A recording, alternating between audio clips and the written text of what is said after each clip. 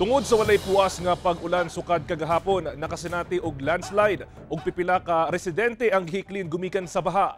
Klase sa tanang level sa probinsya suspendido na sa karong adlaw.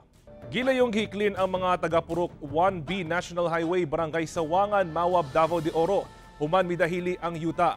Sumala sa MDRRMO Mawab, 9 ka pamilya o 29 ka individual ang apektado sa landslide.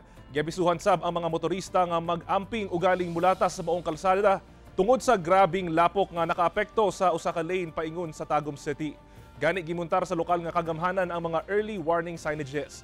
Gipatuman sab ang forced evacuation sa Sitio Estabilio, Barangay Andili, Mawab tungod sa pagsaka sa level sa tubig sa creek. Luwas nga nahiklin ang anaa sa 27 ka pamilya o 107 ka individual sa Wilson Condes Elementary School. Suspendido na ang trabaho o klase sa pribado o pampublikong tulungaan sa probinsya sa Davao de Oro, lakip na sa Davao City. Sumana sa Pag-asa, shear line ang nakaapekto sa Mindanao.